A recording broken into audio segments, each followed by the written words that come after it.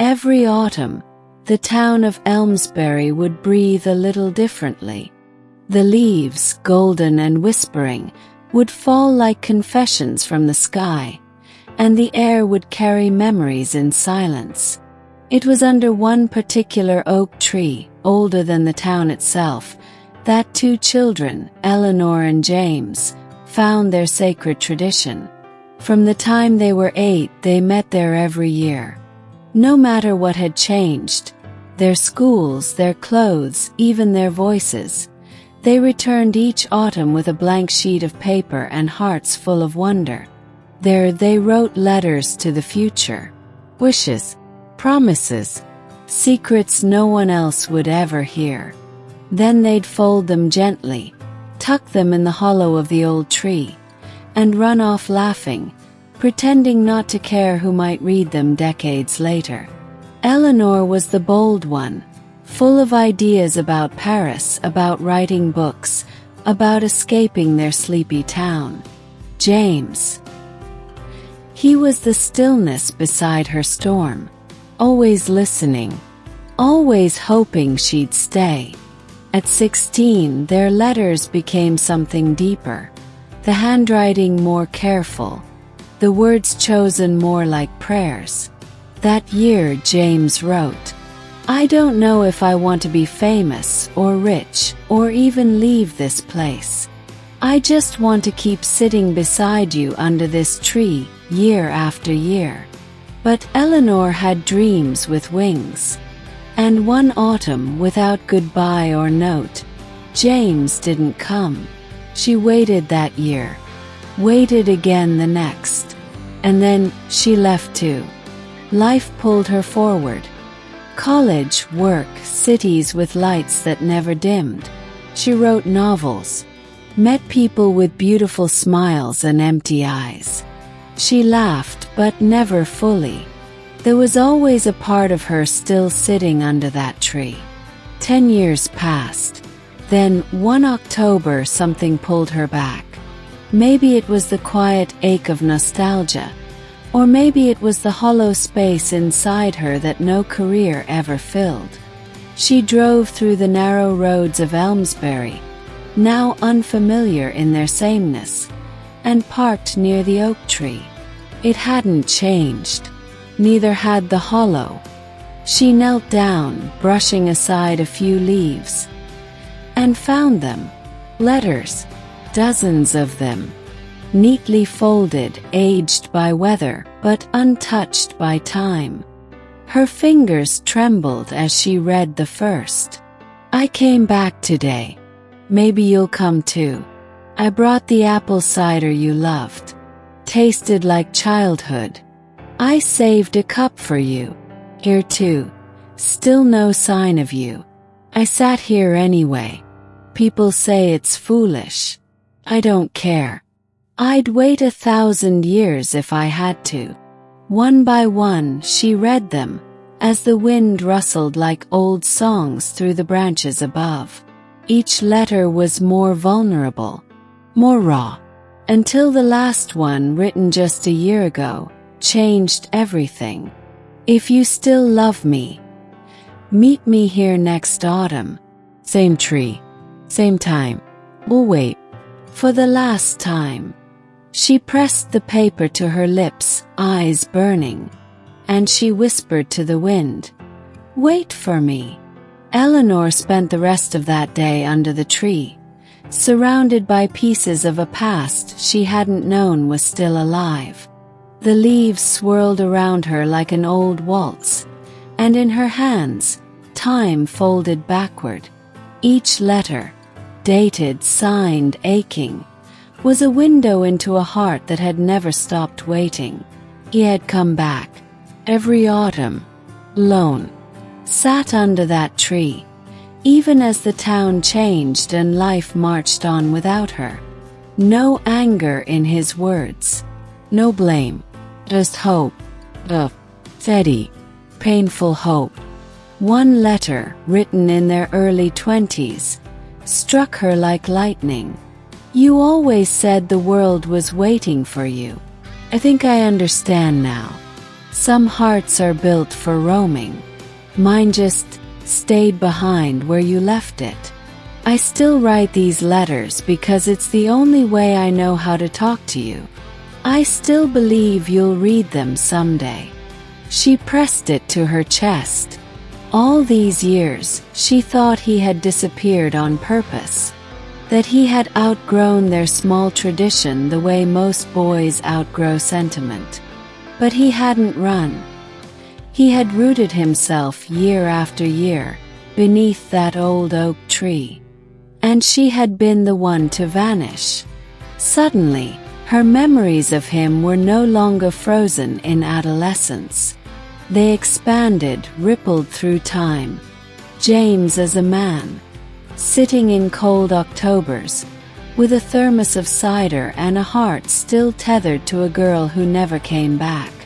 Eleanor returned to her childhood home that night in silence. The house smelled the same, dust and cinnamon and something vaguely floral. Her mother had left it to her before moving south, and Eleanor had never sold it. Maybe part of her had known she'd come back. Maybe the house had been waiting too. She wandered the rooms like a ghost, but it was the mirror in the upstairs hallway that finally stopped her. She looked at herself, not the woman the world saw in book covers and interviews, but the girl who used to believe in forever. And that girl whispered. He waited. The next day, Eleanor returned to the tree with a journal and a pen. She didn't know if James would come again. The last letter had said, "For the last time." Maybe he had given up. Maybe 10 years was too long to ask of a heart. But she had to try. So she wrote him back. "James, I'm sorry I didn't come back sooner. Thought you left me. I didn't know you were still here. I didn't know you were still mine. You once wrote that some hearts are built for roaming. You were right. But some of us need to roam just to understand where we belong. I hope you haven't stopped believing in impossible things. Because I'm here now. And I'm not leaving again." She folded the letter gently, tucked it into the hollow, and walked away with tears that tasted like forgiveness. And just like that, autumn became a season of possibilities again. The days that followed moved slowly, like honey sliding down the side of a jar. Eleanor had returned to Elmsbury, not just in body, but in soul. She found herself walking its quiet streets as if they might speak to her. And sometimes they did. An old grocer remembered her. A teacher, now older and slower, smiled wide when he saw her and asked if she was finally staying. She wasn't sure how to answer. She was only sure of one thing. Autumn wasn't over, and her heart was on hold. Every morning she'd pass by the oak tree. Sometimes she'd leave a fresh note, sometimes just a flower. But he didn't come. Not that day. Not the next. Weeks passed. The leaves continued their golden descent. The air grew colder. October stretched itself long and quiet. In that stillness, doubt crept in. What if he moved away? What if he left the town behind, tired of waiting? What if he stopped believing the moment she started again? The letter had been clear. If you still love me, meet me here next autumn. We'll wait. For the last time. But people don't always keep their promises. Especially not to old ghosts. One day, she stayed under the tree from morning until dusk, wrapped in her coat, clutching a thermos of cider like it was armor. The wind howled. No one came. The town square began to prepare for the winter festival. Lights were strung. The scent of firewood drifted in from chimneys. She felt invisible, like a page no one turned anymore. But Eleanor wasn't the same girl who had run off chasing fame. She'd learned how to sit with discomfort, how to wait without bitterness. So she waited. She fixed up her mother's house. She wrote again, not for editors or deadlines, but from her gut. Letters, poems, even a children's story about two foxes who meet every fall under the same tree. She laughed at herself. She cried more than she expected. Still, James didn't appear. And then, October ended. She woke one morning to frost painting the windows, and her heart split clean in two. The silence that day was louder than thunder. She returned to the tree anyway. There was no letter in the hollow, no footprints in the fallen leaves, no cider waiting in a thermos. But there was something else. Pinned gently against the bark with a rusted nail was an old photo of them. Kids, 12 maybe, laughing under that very tree, with ink beneath it in his careful handwriting. You once said we'd write a story worth telling. If this is the ending, I hope it was enough. Her knees buckled. She wasn't too late. But she might be just in time. Eleanor couldn't sleep that night. The photo had undone her. Not because it was old or because his handwriting still knew how to hold her breath hostage, but because it felt like a goodbye. Quiet, resigned, final goodbye. She lay in her childhood bed, staring at the ceiling, replaying every moment, every missed chance, every letter, every year. A decade of silence suddenly felt louder than the life she'd built away from here. At sunrise, she packed a small bag, tied her hair back, and stepped out into the cold. The frost crunched under her boots like broken promises. He's still out there, she told herself. Somewhere in this town, he's still breathing the same air. Or maybe just outside it. Maybe watching from far away. But if he came back each year, then some part of him still cares. Still believes. She started at the library. James had loved it there as a boy. Quiet, tucked between dusty aisles, where the world didn't expect too much. The librarian, now in her 70s, remembered him well.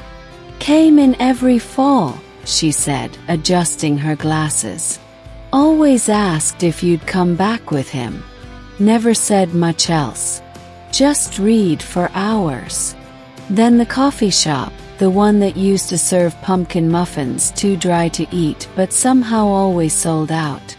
The new owner had no idea who James was. But, he said, pointing to the corkboard, there's a flyer. Some guy posted it a few weeks ago. It was a page torn from a notebook. A quote in James' handwriting. Sometimes we write to remember. Sometimes we wait to be remembered. Below it, just initials. JT. Her heart skipped. He was still hoping. Still writing. Next she tried the bookstore. Then the old football field. Then the hill where they used to watch fireworks on the 4th of July. Nothing. By afternoon, she stood in front of the river bridge, wind in her face, hands raw from cold and clinging to possibility. That's when she heard it. The sound of a harmonica. Melancholy. Carried by the wind from somewhere nearby. She followed it like a thread through the trees. It led her behind the abandoned train station. There, tucked into the back bench, beneath a worn coat and a grayer beard than she remembered, sat James. He didn't look up at first. Just kept playing, his eyes lost in the melody. Eleanor stood still, afraid her breath might shatter the moment. Then he stopped. I was starting to think I imagined you, he said softly, not turning. "And I was starting to think I'd lost you," she whispered. He turned then, slowly, as if afraid she'd vanish if he moved too fast.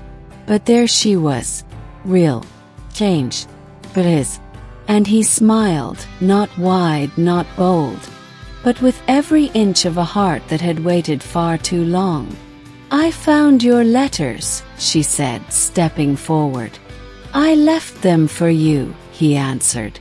They stood there in silence, and the world quieted with them. He rose from the bench. "I meant it," he said. "About the tree. About the next autumn. I just didn't know if I had the strength to wait again." "You don't have to," she said. "I'm here now." And for the first time in 10 years, James believed her. They didn't rush it. James and Eleanor didn't embrace like lovers desperate to make up for lost time. Instead, they sat on that cold, forgotten bench behind the train station. Two souls who had once been pages in the same chapter, now turning carefully toward a new one.